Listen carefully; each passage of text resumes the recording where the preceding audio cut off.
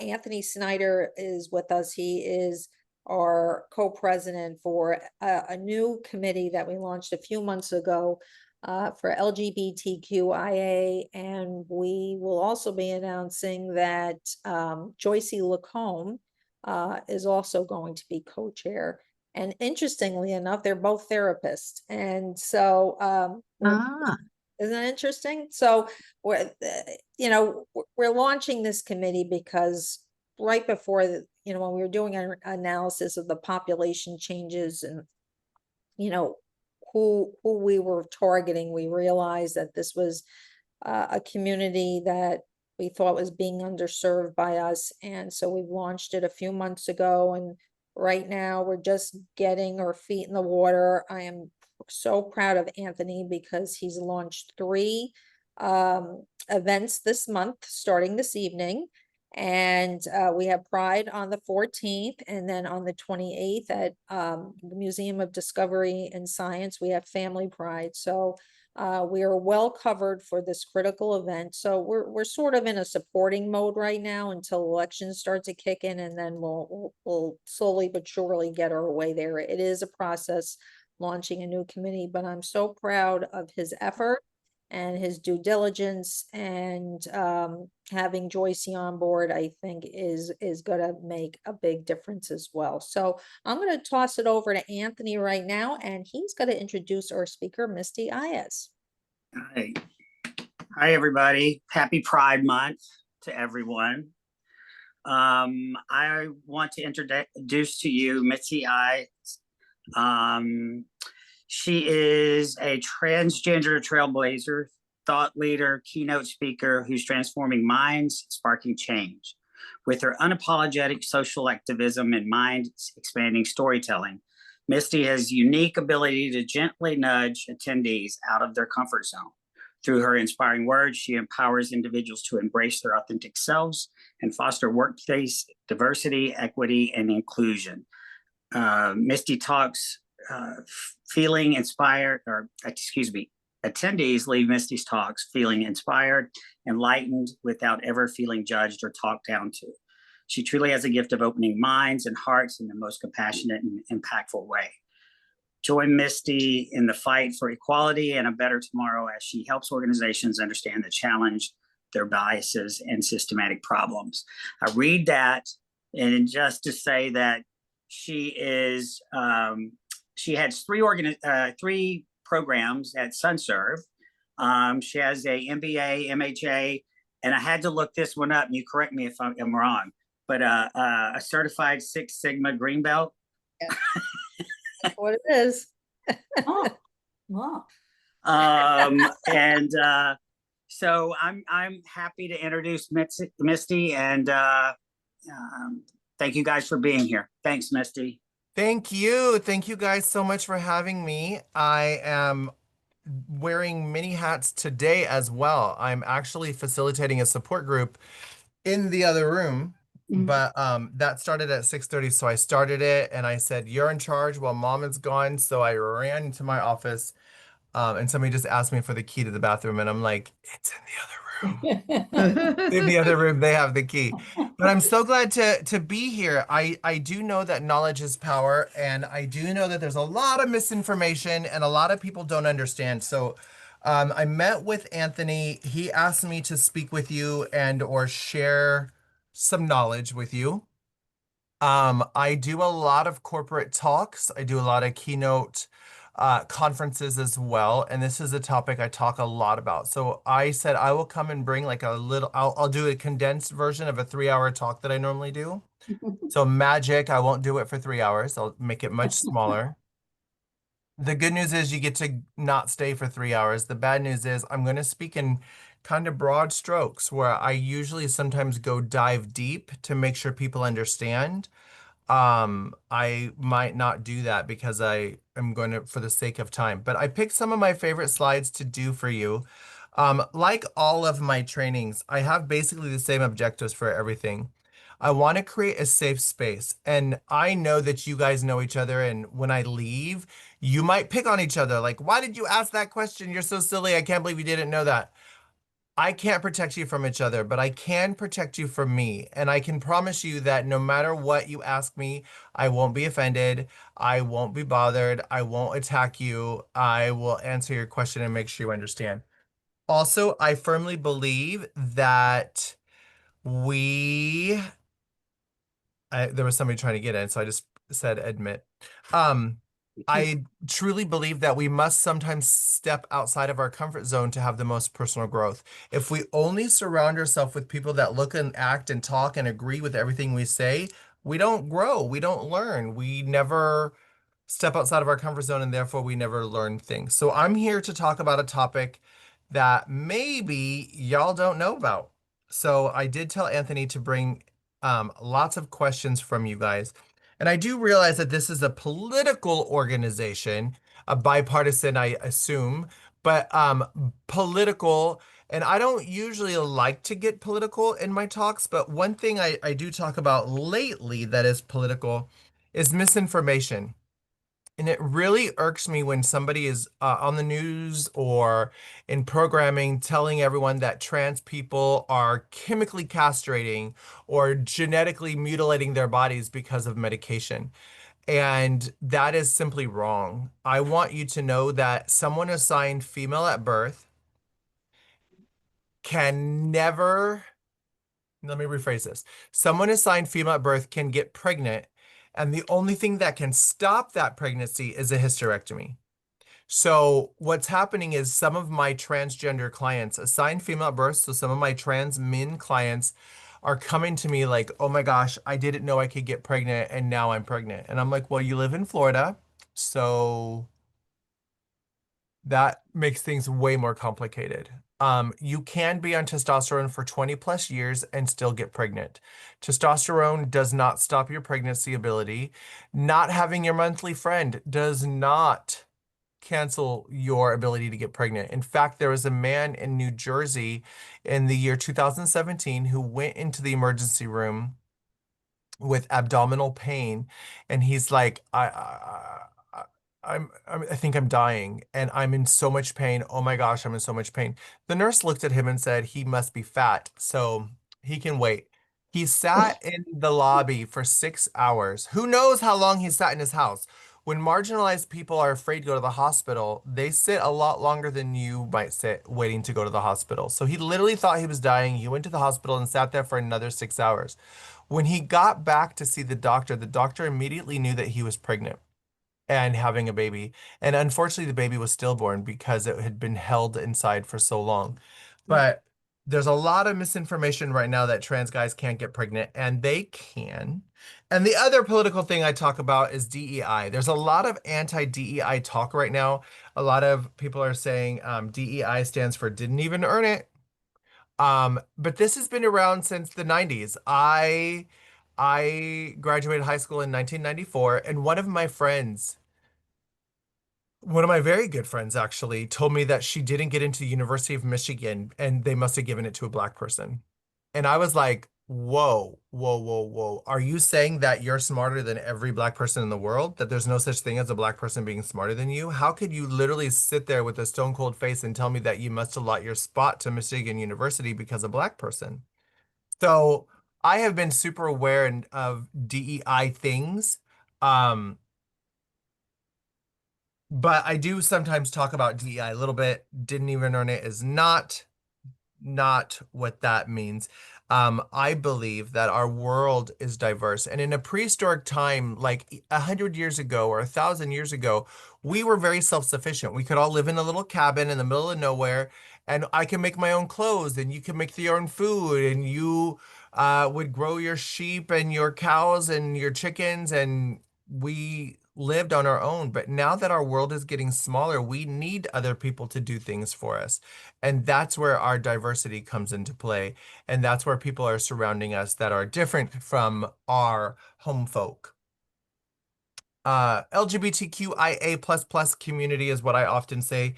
I can go over the letters for you real quick, the ones that I use and or teach, and I will open it to questions if you have any question of what one means. Lesbian, gay, bisexual, transgender, queer, questioning, asexual, androgynous. I do put ally in there because I think allies are very important. Every marginalized community means an ally. I'm not saying if you are an ally, you're automatically a LGBTQIA plus person, but I do spend a lot of time talking about allies because they are vital.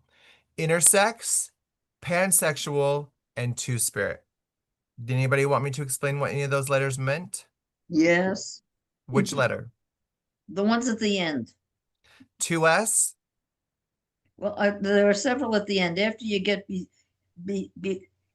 when it becomes the end after LGBTQ, I sort of lost track of everything. Okay, so asexual means I don't want to have sex. I'm assuming Helen's talking, right? Yes. Okay. I could only see the top of your hair, so I just want to make sure I can't see your face to see if you're understanding what I'm saying. So I'll talk to your hair. Asexual means I don't want sex. That's all it means. And you can be born asexual. And historically, when a woman's job was to procreate, get married, and have a litter of children for her husband, if you were asexual, oftentimes you went into the ministry or became a nun because if you married Jesus, you weren't expected to have a litter of children. The other way to become asexual is often trauma-based, rape, molestation, assault, attack. Um, Oftentimes that trauma will bring a crossroads to your life and you either become hypersexual like a stripper. I'm using cliche stereotypes. Then you become a stripper, or you might become a nun, again, another stereotype. And that is what asexual means. I don't want sex. Most asexual people do want a relationship and or a spouse or a life partner, but they don't want the penetration. Let's keep the panties on. Not if you understand. Yes. Okay. That's asexual. Androgynous means I can't tell if you're a man or a woman. So I do talk about androgynous separately from transsexual or transgender because not all androgynous people identify as trans. However, all trans people go through an androgynous phase. So if somebody walks into the room and you look up and you can't tell if that's a he or a she, that's what androgynous means. Androgyny is not usually an identity. It is usually a label assigned to people by others that are speaking out of fear or phobia. But I do talk about it separately because some people move to Hollywood on purpose. So the analogy I just used, and I'm going to explain to you, is I use the analogy if you're assigned male at birth, you were born in Fort Lauderdale and you have a penis.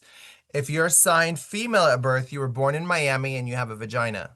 If you hate Miami and you hate Fort Lauderdale, you're trying to go to the other city and you must go through Hollywood. You could fly, you could take a train, you could take a bus, you could walk. Some people take a really long time to get to Dade County or Fort Lauderdale.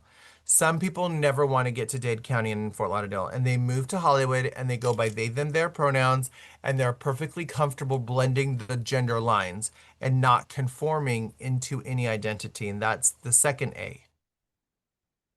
Am I with you, Ellen? Yeah. Okay. Ally. That means I'm not like you, but I'm fighting for you. So in the civil rights movement, the allies were the white people that would have the barn and let the Underground Railroad put people in their barn and help them escape the slave trade. All right. That one I understand. Okay.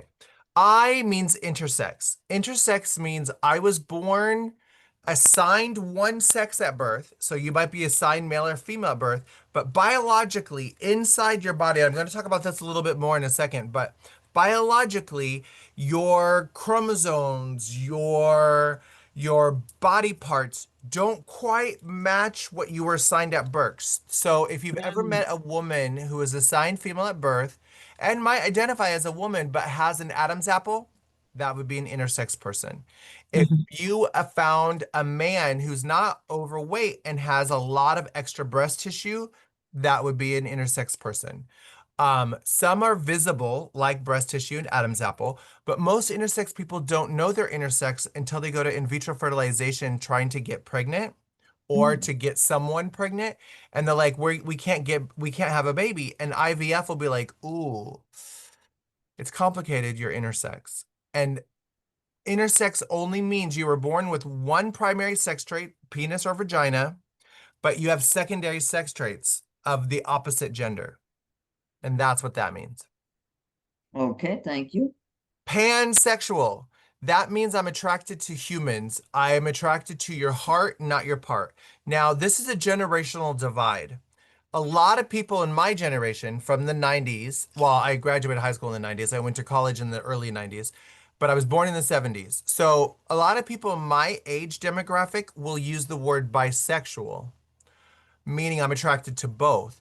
But our children, our young people, our grandkids are using the word pan because they're not breaking it down to only men, only women. They're attracted to humans, meaning I'm attracted to who you are in your heart, not what you are in your pants. And most pansexuals have a specific type. My specific type is big, strong, muscular men. And if a big, strong, muscular man walks into the room, I'm going to look up and be like, hello. Even if that big, strong, muscular man was assigned female at birth and is a transgender experience, I might still be attracted to that person. So by default, my husband, who is a straight man, attracted to women, is technically pan because he's my husband and I'm trans. So usually the people that are trans attracted identify as pan, even though they also usually identify as straight. Did I lose you, Helen? I can't see your A face. little bit. Okay. It's kind of like bisexual, but much more specifically, I have a type. Hmm. Okay. All right, I'm trying to understand it. And 2S, that is another way, and I'm going to speak in very casual terms and say that is another way to say transgender. However, it is specific to the Native American population. So Native Americans identify 5 genders and they worship the trans person, literally worship like they're God in heaven, and they're called the Two Spirit. So what they believe is they believe Native people, not just Americans, but Native populations believe that in one life you were a man, in one life you were a woman, in one life you were a man, in one life you're a woman. So you might have been King Tut in a previous life, and you might have been Joan of Arc in another life, and you might have been a Salem witch trial or whatever. Your final human life on Earth, you're everyone you've ever been. You don't have their memories, but you have their mentalities. So you understand his need to fight and her need to gather. You understand his need to be aggressive, but her need to nurture. So you have a very pronounced masculine side and a very pronounced feminine side. So you're literally 2 spirits or 2 minds or 2 people in one person. Native populations worship these people. So in Samoan cultures, they're called Fafime. In Thailand, they're called Katoi. In India, they're called Hydra. Mexico, they're called Mushi. And in America, they're just called Two Spirit. But it's an homage to the native population. And I think that's important because we live in Florida, which is a heavily native population territory. And that's what two-spirit means. But it could also mean transgender. And I've met many Hawaiian people specifically that came from Hawaii and were worshipped literally like gods. Like people would pay them to come and bless their weddings and bless their child christenings and births.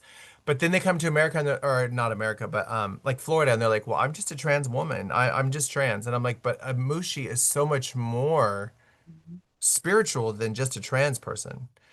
So those are all the letters of the LGBTQIA plus community. I'm moving on, Helen. Is that okay? Thank you. Thank You're you. welcome.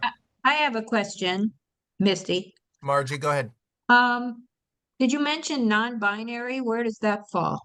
That's androgynous, and I'm going to talk about that again because the Oh, whole today's entire topic is about trans people, and non-binary definitely goes into the trans population.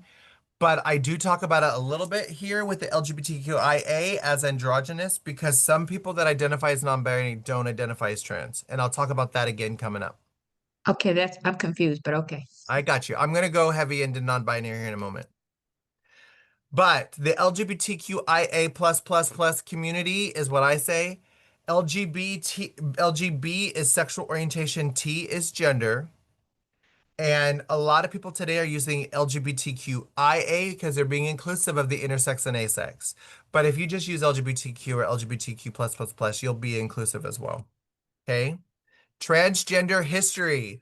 This is Dr. Magnus Hirschfeld. Dr. Magnus Hirschfeld is a huge person in many history lessons. If you've studied World War history, or if you've studied Jewish history, or if you've studied Nazi history, or if you've studied transgender history, this is a name that comes up a lot. Dr. Magnus Hirschfeld was a famous doctor in the late 1800s and the early 1900s. I think in my heart that he wanted to help people. But he is often portrayed as an evil villain because he believed if you were a lesbian, you were broken. If you were gay, you were broken. If you were trans, you were broken, and he wanted to fix you. So in the 1800s, he would do what we now know as radiation therapy, electroshock therapy, frontal lobotomies, and he perfected and or made famous the brain dissection. So he would put you to sleep and cut off the top of your skull Oh, and then go into the human brain and take pieces out while you were awake and talking. So you might be reciting a poem, you might be singing an aria, you might be writing a love letter to your spouse. But when he would remove a piece of your brain, suddenly you would stop talking or forget how to speak Spanish or no longer have the ability to sing. So he discovered what parts of the human brain did what parts of the body. So his main objective was to discover where your sexual orientation was located and where your gender identity was located. So in the 1800s, he was publishing and in the early 1900s, he was publishing in medical journals every month. Hey, I discovered this. I discovered this. I found out if you operate on this side of the brain, this side of the body stops moving. Or I discovered if you remove a piece of the brain from here down, they can't talk anymore. Or I discovered that if you take out this part of the brain, they're dead. Or they're in a human vegetative state. Or they're paralyzed from the waist down if this happens. So he discovered some stuff, but he could never find the cure for sexual orientation, and he could never find the cure for gender identity. So at the end of him dissecting every single part of the human brain, he got to the very, very bottom, the very, very back part of the human brain, and then he felt like a failure, and he threw himself into drunken rage because he knew the entire world was watching through medical journals what he was going to discover next. So finally, he threw himself into a drunken rage, and he sobered up and had his famous quote on the bottom. Wait a minute. Wait a minute. Wait a minute. Wait. What if? What if we can make someone's body fit their mind instead of forcing their mind to fit their body? If you're a man, be a man. If you're a woman, be a woman. I'm going to help you. So that was his conclusion. And then in the year 1911, he coined the word transvestite, which is Latin for or crossed over from, on the other side, trans. Vestite means clothing. That word today is crossdresser. We don't use the word crossdresser anymore, but the very first word to describe me from 1911 was transvestite. Okay? Then he performed the world's first ever gender confirmation surgery in 1921. He had two huge research facilities. One was in France, one was in Germany. And if you did study Hitler's hate and regime, you will have noticed that his first act of hate, he blew up both research facilities for Dr. Magnus Hirschfeld. He blew up his research facility in France and in Germany, and he thought of Dr. Magnus Hirschfeld as the worst Jew because he was an LGBTQ sympathizer. But he was working with 26 transgender patients, and 23 of them he gave gender surgeries to. Lily Albe, this is a picture of an actor that played Lily Albe in the movie The Danish Girl. This is not the real Lily Albe. This is just an actor. They did the movie about him called The Danish Girl, and when they did these surgeries in the 1920s, 103 years ago, what they did was they got a cadaver and took a transplant of the entire womb and transplanted it from the cadaver into his patients.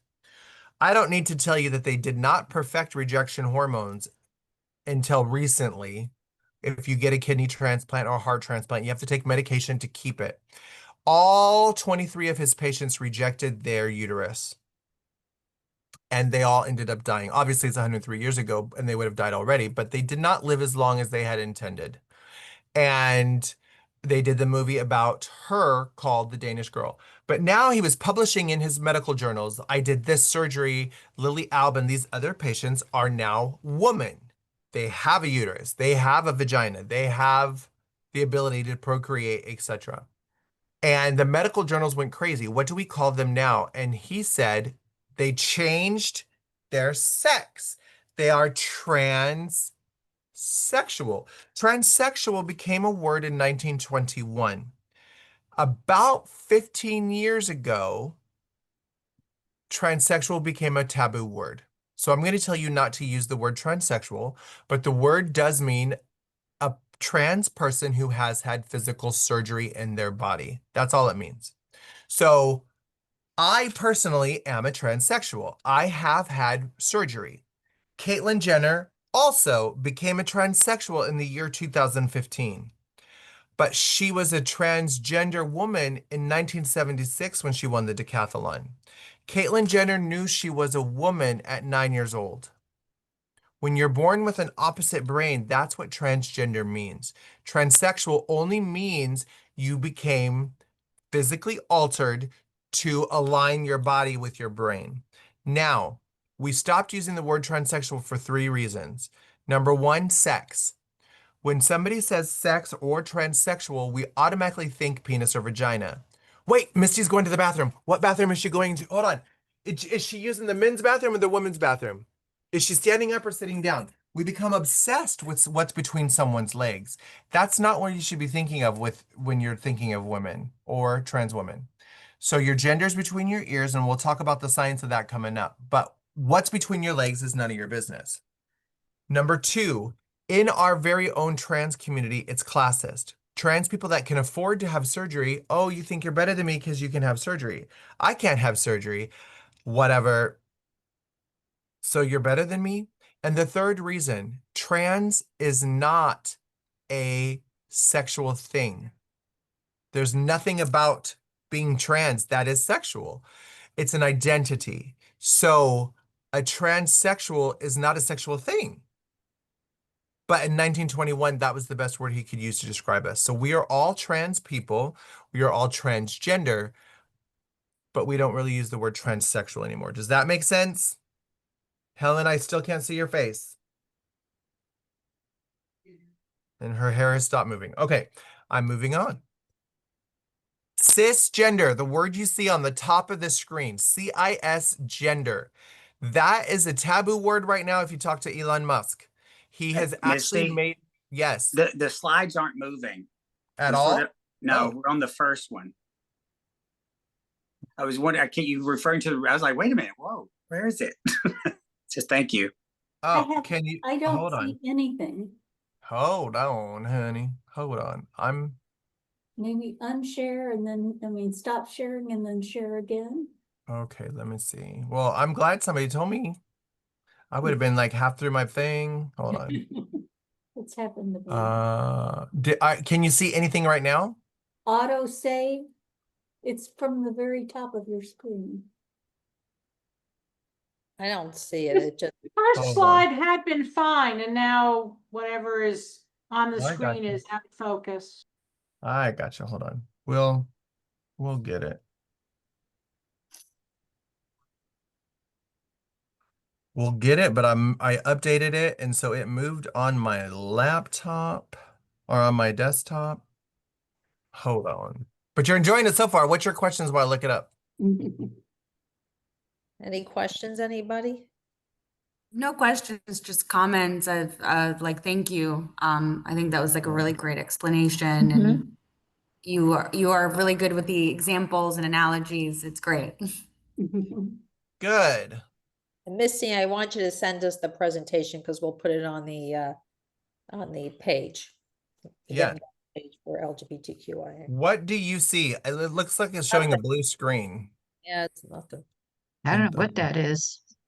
All right, I hold on. see the PowerPoint symbol and then the word auto save and then a great big thing oval says on. It's I like came top. super early.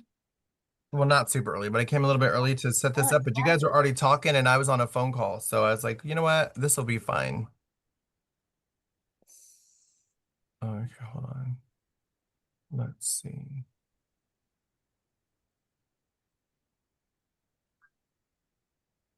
Oh, here you go. No, I see it.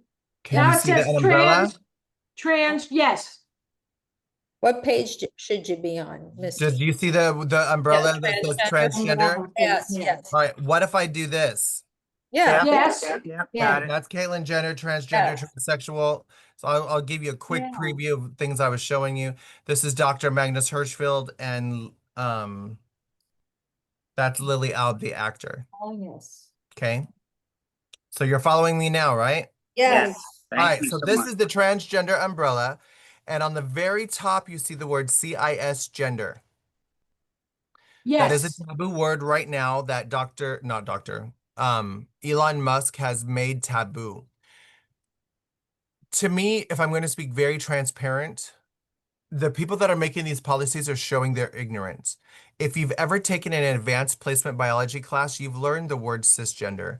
Cis means matching, equal to, congruent. So if you're in a chemistry class or a physics class, you have to categorize your cells the same. Like these cells are the same. These are not cis cells. These are cis, right? That's all it means. So when a human is cisgendered, that means my brain is female, so is my vagina. That's all it means. It is not a derogatory slur.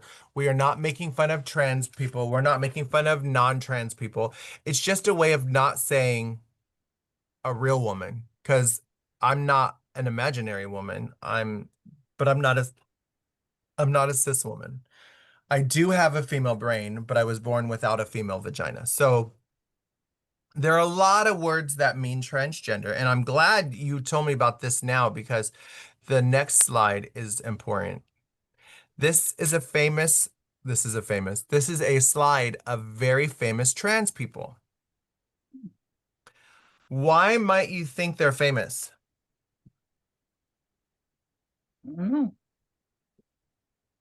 They came out and told everybody. Yep. Well, that's one reason. I think they're famous because they're beautiful. Yeah, I was just gonna say that. I also think they're famous because if they didn't tell you they were trans, nobody would know. Mm-hmm. And we Yeah. call that passing.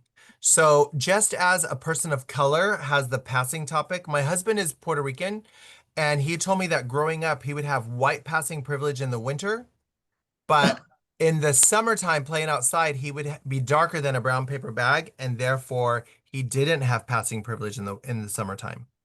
So it is a taboo topic in the people of color community, but in my community, it is also a taboo topic. And I always tell my clients, it is not your responsibility to make people feel comfortable. It is not your responsibility to pass. However, I still want to. Mhm. Okay. Now, this is a picture of non-binary gender queer people. All right. Now, it's really hard to find stock photos of non-binary gender queer people, so I found stock photos of the words non-binary, gender queer, gender non-conforming, etc. So these people do not identify as male or female. They are the ones living in Hollywood, that example I gave you. Okay. When you encounter someone who's in Hollywood, chances are your radar, your bias, your sixth sense is going to go off, and you're going to be like, I don't know if that's a boy or girl.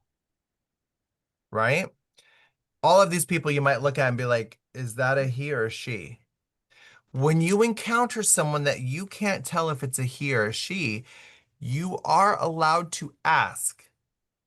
And I'm going to tell you how to ask. Don't walk up to someone and say, what are you? Because that's rude, right? I'm an American. I'm a Capricorn. I'm an Alaskan living in Florida. I'm Caucasian. What are you asking me? What are you though? Like, what are you? Don't do that.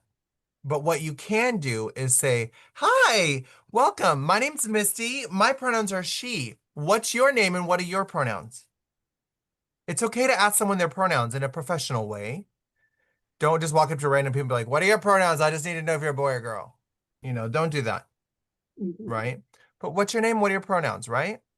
And this is also a hot topic in the media, and it's a hot, I think I saw an ad for uh the President of the United States of America, and it said something like Donald is focusing on this and Hillary's focusing on theys and thems or something like that. Or not Hillary, Kamala's focusing on the thems, the theys and thems.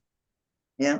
Ironically, in the human English language, we, I, and you, we, all of us, automatically already use they, them, their gender neutrally for one person.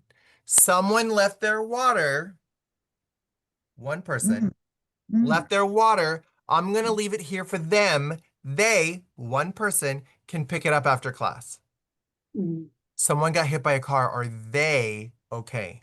Someone's calling, ring, ring, ring. Someone's call. Tell them I'm busy. Tell them I'm in a meeting. Tell them I'm on Skype. Tell them I'm on Zoom, whatever.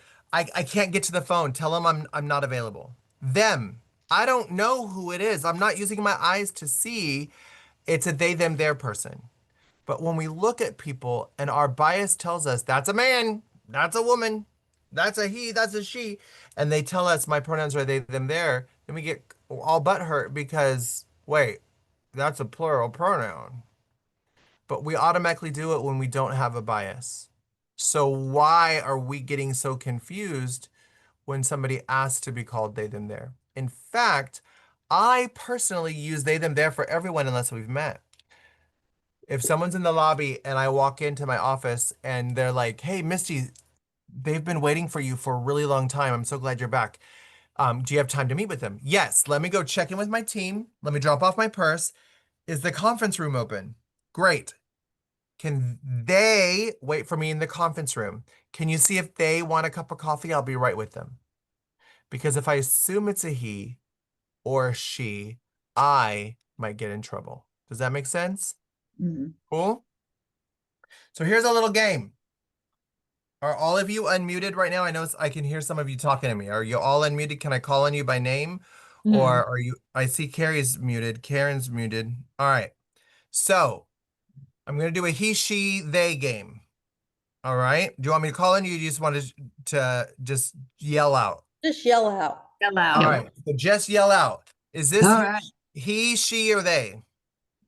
He, They. He. He or they. Okay. What about this one? They.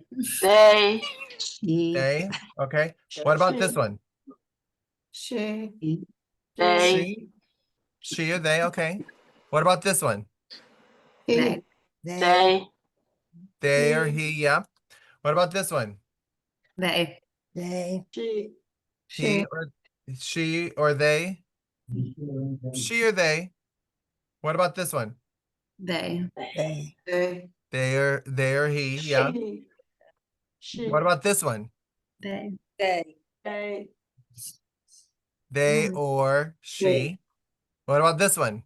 They or she. She. They or she. Yep. What about this one? He. They or he. Yeah. You guys are doing good. What about this one? They or she. They or she. Correct. What about this one? They or he. They're he. They or he. Correct. You guys are getting it. What about this one? He or she. They and She. they and she. They or she. Yep. What about this one? Or she. She or they. Yep. What about this one? They or he. He or they. Looks like a He photo. or they. Yeah. And one more. That's it. He or they. He or they. Correct. Do you recognize any of these people? no. None? No worries. Oh, maybe the third A photo. few, a few. Yeah, I recognize a few. What about now? Oh, Oh my gosh. So I was playing a trick on y'all, boy. but you guys did a good job because you registered they were presenting masculine or feminine. But you are never wrong if someone's they. You guys CYA'd all day with the theys. That was really, I'm impressed. A lot of you were like they. But do you lead with the gender first and they? No. No. You would either use he or they or she. Don't go he, they, because then they're going to know you know they're trans. Oh, just he or they. You He say or they. or Yeah. they. So I was like, yes, this Okay. is a he or a they. Don't use they. Got it. Okay. Right. But that's Uh, this was a trick game, and I did celebrities because I wanted to see how your mind would react when you recognize Jim Carrey's face, but with a wig on or with makeup on. Like I wanted to know if your That was body was cool. like no, that's a she. Because your body is your mind, I meant, not your body. Your mind is trained to see gender within fractions of seconds. And I was wondering if some of the faces are very recognizable. Like some people will be like, "Is that Eminem?" You know, like even with a filter, it's hard to tell. So here's one more quick exercise, okay? He, she, or they. Ready? Mhm. Oh, They. They. They. Yes, good job. He, she, they. Mm, They, correct. He, she, they. They. They. Correct. And he, she, they. Oh, they. They, Mm. correct. That's a trick slide because all four of these people identify as they, them, there. So this is an example of 4 humans that identify as non-binary or genderqueer. They don't use he pronouns and they don't use she pronouns. They only use they pronouns. But when in doubt, they. You will never upset someone and be like, tell them I'm late. I'm coming right now, honey. I'm gonna be there in a second. Tell them I'm coming. I'm so sorry. Oh, you're good. They're not gonna be mad. But if you say, tell him I'm coming, and they don't identify as a him, they're gonna get mad. Okay. So that's the trick question. But these are real people. The previous slide was made up people. Yeah. Okay. So I'm so glad y'all figured out, or we figured out the slideshow working. 60% of trans people in the state of Florida do not have gender markers that match their ID. And that really puts them at risk of harm and attack.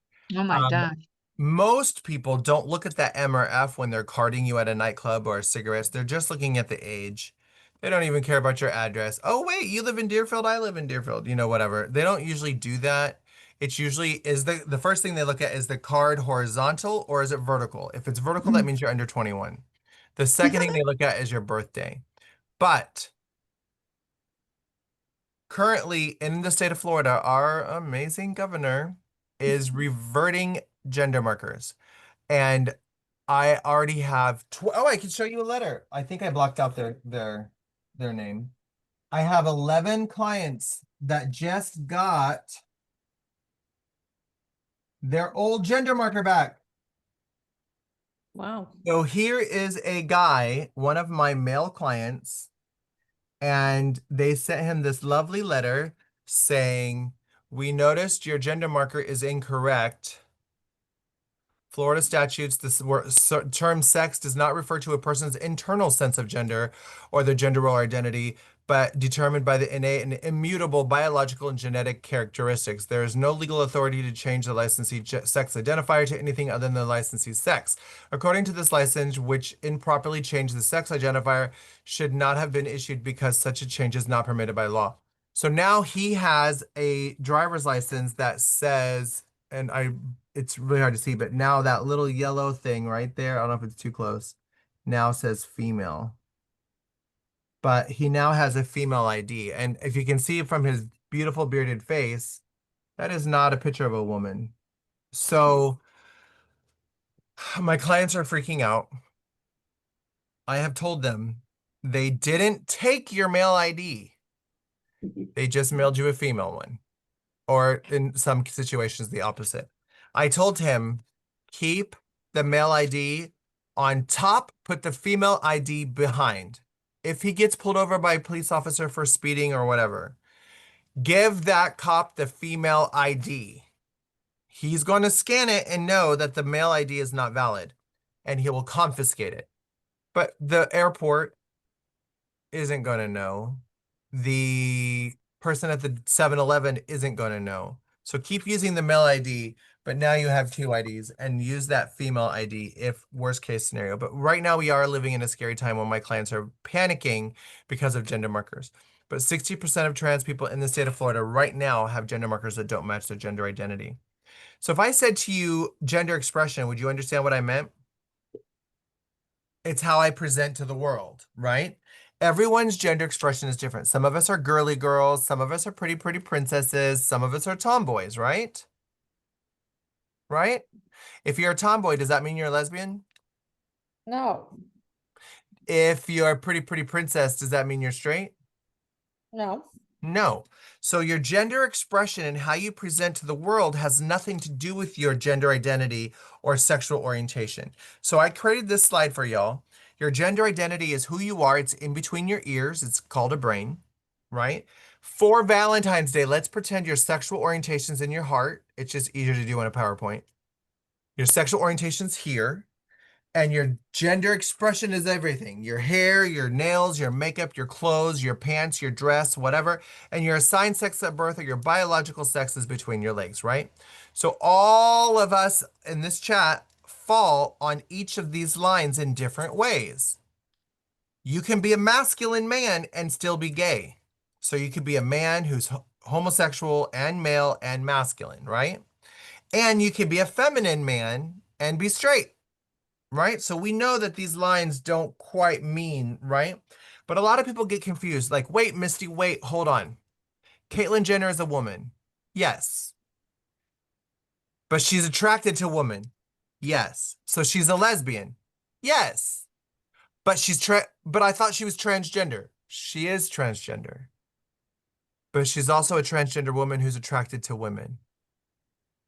I am a transgender woman who's attracted to men. I've only been attracted to men. My husband is a man. I have ex-boyfriends. Caitlyn Jenner has 3 ex-wives and a girlfriend. She's a woman attracted to women. I am a woman attracted to men. It's not confusing when you realize that your gender identity has nothing to do with how you present to the world, and your gender expression has nothing to do with your sexual orientation. But this is hopefully helping you understand the differences, right? Where's Helen? I can't find Helen anymore. Oh, there she is. Helen, nod. I think we lost Helen. She fell asleep. All right. Hi.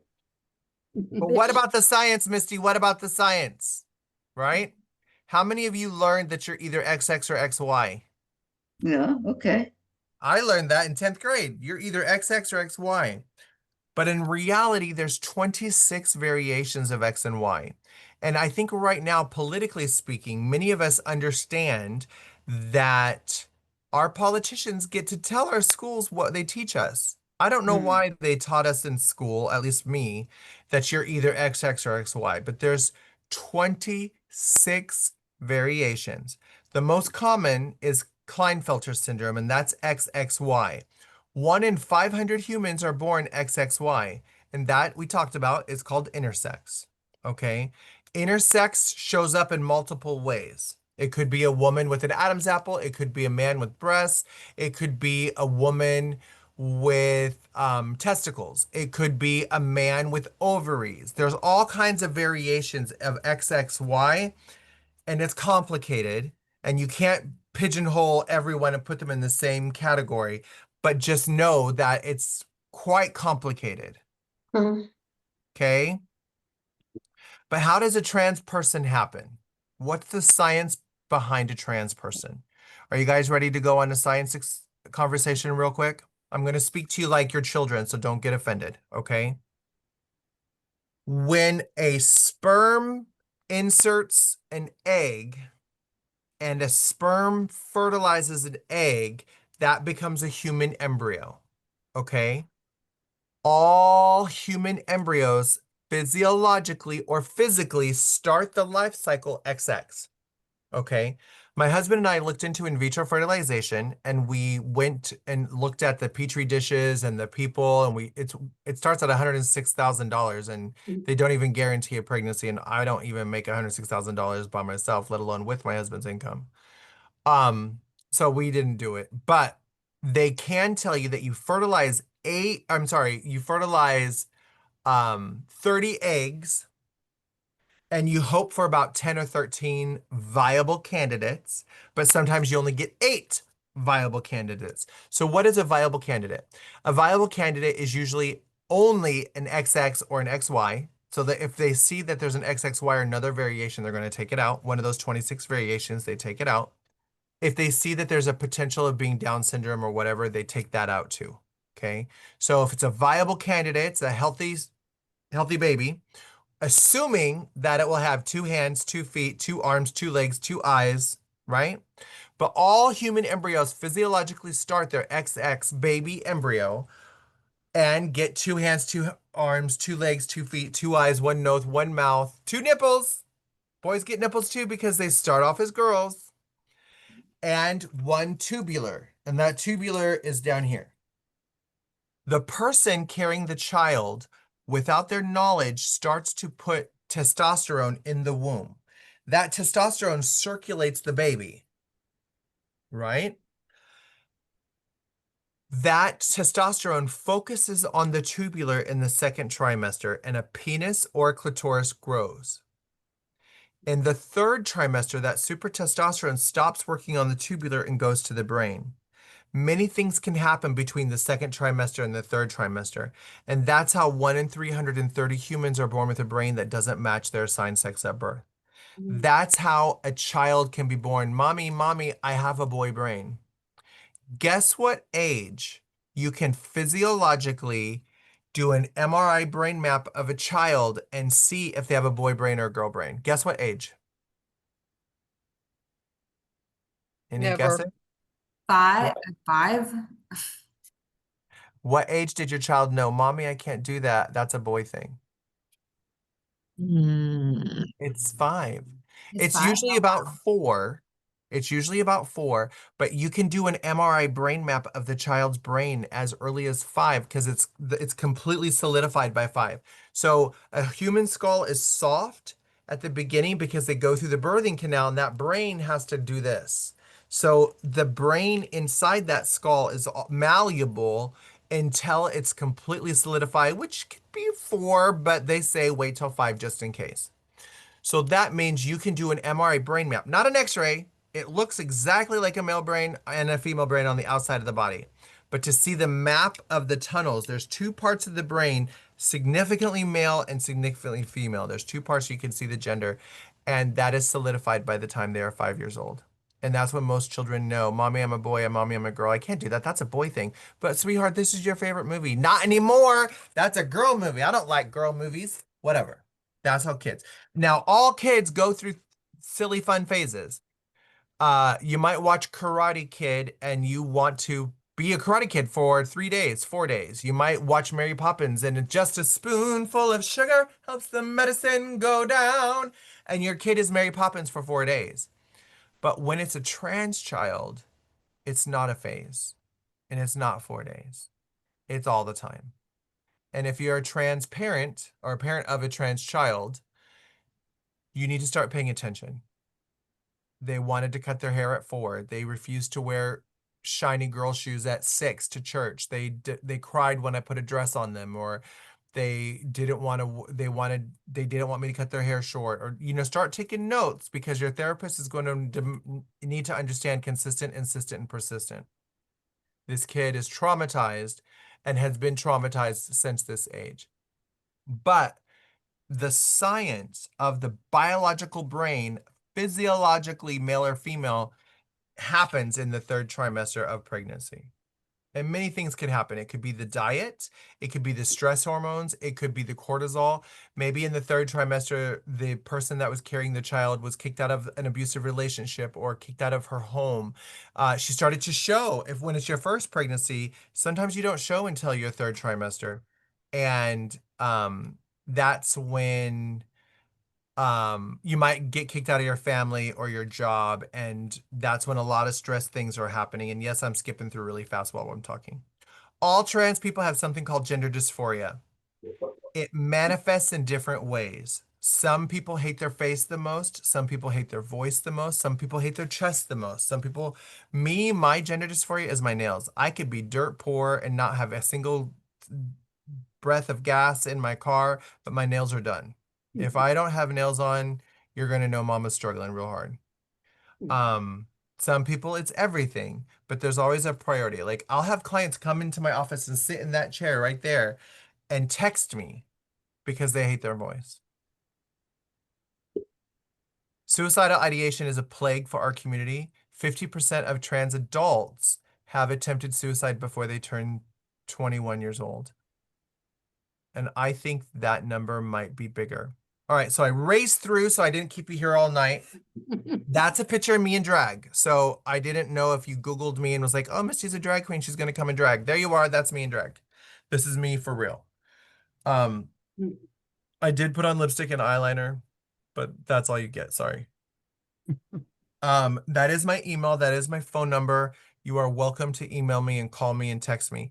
But I had Anthony tell you that I am full of question and answer time. I will not hang up until you are done asking questions, because I think it's very important that you understand what you don't understand. And if you're here for knowledge, I'm here to give you what I know and help you understand it in a palatable way, Helen. And everybody. Who's got questions? Go I ahead, have- Ronnie. I I see have a Ronnie. Hold on, Ronnie raised their hand. Yeah, But I'll me, go to thank you you. next, Margie. Okay. Hold on. Ronnie, you go. Ronnie, you go first, and then I'll come to Margie. Ronnie's been Okay. on Zoom before. They know how to raise their hand. It's kind of hard to raise your hand on a Zoom. Thank But you Go ahead. very much. This is Ronnie. Can you hear me? I can. Go ahead. My question is my grammar with the word they. When you're referring to a single person, it's they. I have this in my personal life with the granddaughter who refers to herself as they. Yep. So when her mother says they're going for water, if I Mhm. didn't know she was there, I would say, oh, well, who's with you? And she would say the name. Yeah. But they is plural. So that was it for me. I find it I Confusing. don't want to be yes, I don't want to be disrespectful because it's important, but I don't get it. Thank you. Right. So I did talk about that. You might have been in the restroom while I was talking about it, but we as humans already do that with our language. So when I don't have eyes to see, meaning there's someone at the door and I don't know that they're there and I can't see if it's a guy or girl, that one person at the door, I'm going to tell my coworker, can you get the door? Tell them I'm busy. Tell them I'm in a meeting. Someone's calling on the phone. One person, tell them I'm busy. Tell them take a message and tell them I'll call them back. Whoever they are, one person, tell them that one person I'm going to call them back. Someone got hit by a car. Are they okay? Someone left their water. I'm going to leave it here for them. They can pick it up after class. They can come into my office and get it after class. They, one person. What the problem is, Ronnie, is our bias is coming into check. You know that person, I think you said grandchild. You know that grandchild's assigned sex at birth, and that's where you're struggling because you, in your mind, that baby was a girl. Why are they now? And a lot of people identify as they when they're on a transgender journey, because I don't know if you were here when I talked about being born in Fort Lauderdale, being born in Miami and leaving Miami and Fort Lauderdale and going through Hollywood.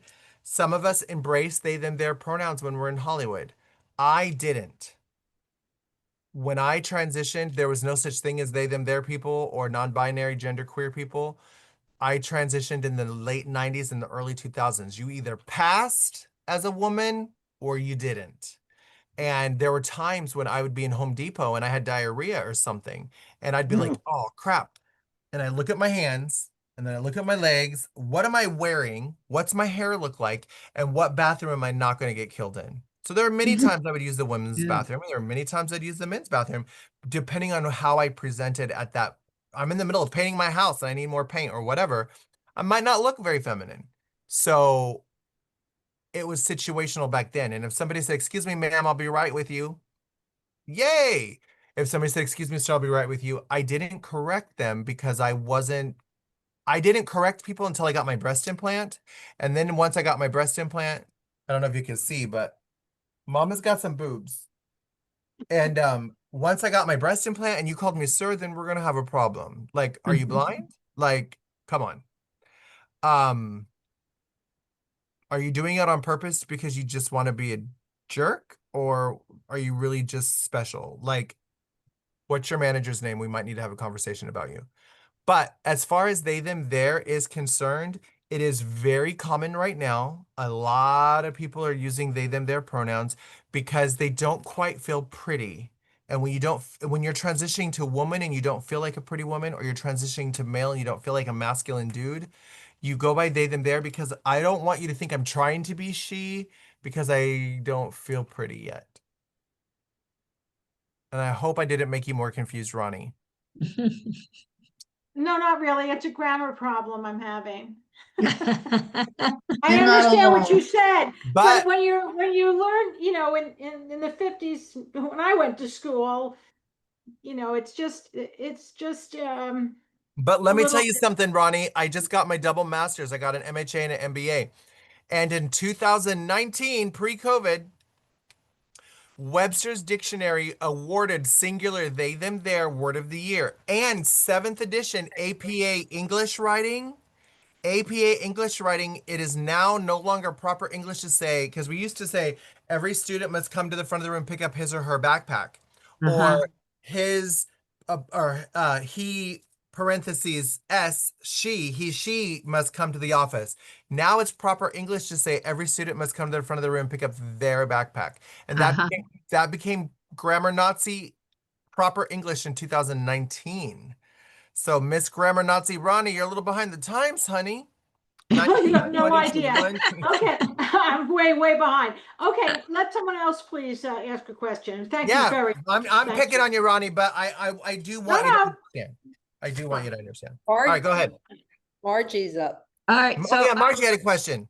all right, so I just read about the Southern Baptist Convention that all decided, okay, that they are going to be against gay marriage and they're going to Yeah. try to. And so I feel like, oh my God, we came so far and now is it starting to turn back? And what can we do to protect, like, especially the young kids and students, high school students and that or LGBTQ that, I don't know what we can do to protect them from the people that want to go Yeah. backwards.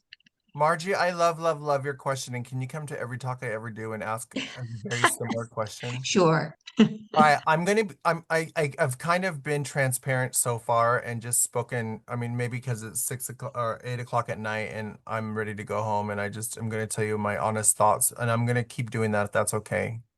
Mhm. I know you're being recorded, but hopefully you don't go on social media and say Misty Eyez from SunServe said this, okay? There is a movement called Project 2025. Okay. And if you read that 600-page manifesto, you will see that they are trying to erase entire groups of people. And they are trying to make it illegal for women to vote. They don't want women to vote. So I love that I'm at a women's voters group right now, but they don't want you to be able to vote. And they don't want people that have a criminal history to vote. And they don't want people that are not cisgender, Caucasian people voting. So they're trying to create these new laws that make it possible for them to tell these non-white people and or non-cisgender heteronormative people that they can't vote because their vote doesn't matter. One of the ways that they're doing this right now is they're trying to make it so that you can't vote unless you have a passport. Who has passports? Rich people that can afford to travel. I'm not saying you're all rich, Ali, and others that raise their hand. I have a passport. I'm definitely not rich. But poor people in the ghetto, for example, are probably not buying plane tickets to London, and therefore they don't need passports. Okay. So that is an attack specifically on marginalization. Also, when you open the door historically with laws, so if you ever watch that movie, and I highly recommend it, I can't remember what it's called, but it's about Ruth Bader Ginsburg and how she was the first female student at Harvard. Oh, on And account of sex. On the Yes. basis of sex. On the basis of On sex. the basis of Watch sex. that movie. That movie resonated with me so hard on a spiritual, emotional, and personal level. And the men were furious at her because she took a seat from a man. She took a man's seat at Harvard because they can only take whatever 20 people. I don't quote me, but if there's only 20 seats in a classroom and they can only take 20 guys and they gave one of them to a girl, she stole that seat from a man, right? So when we're looking at things like Project 2025, we are looking at people with that mindset. I don't want women to vote. I don't want women to vote for Hillary. I don't want women to vote for Kamala Harris. I want people to vote for Trump. Okay. And if you're married and change your name, you can't vote either because your name has to match your birth certificate. And that's attacking married women and that's attacking trans women. Because some trans women haven't been able, and or men, have not been able to change their birth certificates, depending on what state they're in. My birth certificate was changed to Misty, but I'm married, and my last name is not on my birth certificate now. So that would affect me if they make that law pass. So what's scary to me, and if you've studied things like Nazi history and or Jewish Holocaust history and or Dr. Magnus Hirschfeld and this time frame, a lot of these times people would consider they would talk about populations of humans as if they weren't humans. Jewish people eat Christian babies. Did they really believe that? I don't know if they actually believed that, but the rhetoric was Jewish people would eat Christian babies and you have to protect the Christians. And in the civil rights movement, they used the rhetoric that black men were raping white women, including that little Till boy who was a 10-year-old boy. He raped a woman behind a counter and was lynched for it. A little 10-year-old boy raping a woman behind in broad daylight at a convenience store. Well, But that was supposedly he whistled at her. He didn't rape her. correct. But she said he raped her. Mm. But the boy did whistle at her. He confessed to whistling at her. But that little black boy whistled at me, and she told everyone, she told the police he raped her. And they actually, in court, she had to stand there and hold her hands behind her back like this 10-year-old boy supposedly did. And what they're doing is they're using fear. And what makes me most afraid right now is if you say trans people or black people or these humans are allowed, if I'm allowed to tell you that your rights don't matter, it's going to make it really easy to say women can't vote either. And that's what I know they're trying to do. And I'm not speaking out of turn, but I would love it if you read that 600-page manifesto, Project 2025, but it's not in there just once. It's in there a lot. And I think controlling the gays, because that's 10% of the human population, and controlling the trans people, that's only 3% of the human population. If we can control the 3% and make all the other people afraid of them enough to where we can create laws to control them and tell them they can't be themselves, that's going to allow them to do it for other people. And that's really, really quite scary because these LGBTQ laws can really easily be twisted and rewritten for women. Go ahead, Augustina, if I said that correctly. You did, yeah, you nailed it. On the same vein of this question, this discussion, what are currently, like, I've had a few people ask me how to help particularly young people in Florida that are either in transition. What's the current status of their voting situation? Like, how is it, do you have any idea on like how it might impact midterm elections when it comes to voting and possibly their, gender not matching their Yeah. IDs? So what I personally do is I get a group of trans people together and we go to the polling booths pre-voting day. So Mhm. if you go to an early election, if you go to early voting, you can vote at any Broward County polling office. So if me and 12 of my clients get together, we can all go in and I can explain to the person at the desk. Usually we go to the one in Wilton Manors and we'll explain to the person at the desk, I'm Misty Eyez from SunServe and I have several of my clients. They may or may not look like their picture. This might be an old photo. They might have a beard and obviously don't have a beard anymore or whatever. And it's never been a problem at the Wilton Manors early voting office Don't you just need because a valid driver's license? right now you just need a valid driver's license. Right. That's it. So If they're that's trying it. to make it a passport. Yeah. Yeah, that might be a little bit of a different situation, but. No, but like what I get a lot of questions is people who have transition or in transition. Like I've had a few people ask me like, what should I do? So maybe the best So course. what you should do is get an ID that looks like you. Okay. Even if you don't change your name, and right now you cannot change your gender marker in Florida. That's just a thing. Right. So I am still doing name changes. Okay. But our Vice President JD Vance has legally changed his name 4 times. You can change your name. They can't stop you from changing your name. Any trans child, any trans adult can change their name. But I will help you. That's part of my job. I help people change their names. I will help them change their name if they want.